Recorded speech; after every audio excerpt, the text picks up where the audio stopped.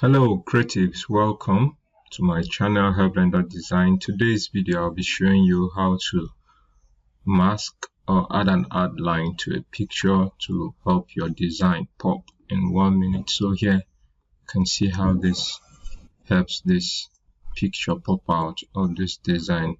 So without any further delay, let me show you how I add this outline to this picture.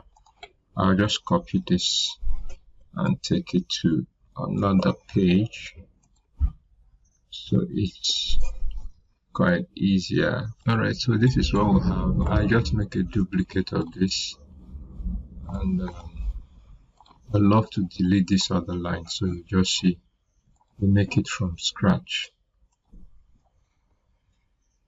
So I just deleted my mark. So if you have a design like this and you want to add a mask of a picture, an outline, okay, so you can actually do that. So the first thing I do is to duplicate this image.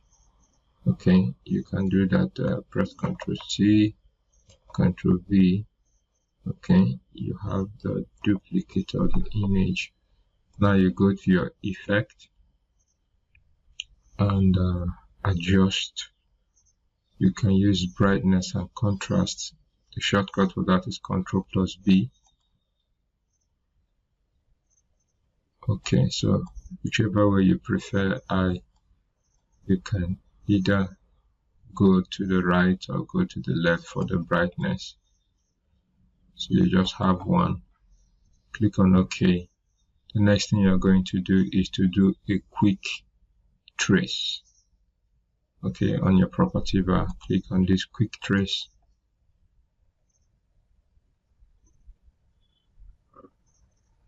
Here you see, just quickly have that as a vector instead of a bitmap.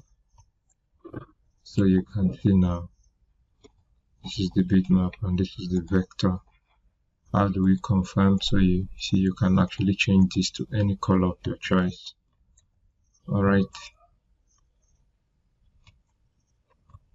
okay, I'll just undo this and get back here, and we'll delete this one. So I'll right click on any color to add an outline. You can choose this thickness. Okay, now you hold Shift, page down, Control page up, just to send it behind.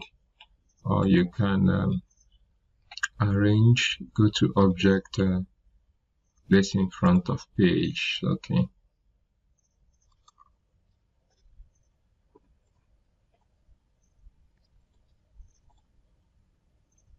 so now you see I have this image above it. So if I want to select the one behind, I can hold my Alt and select until I get to the image I'm looking for.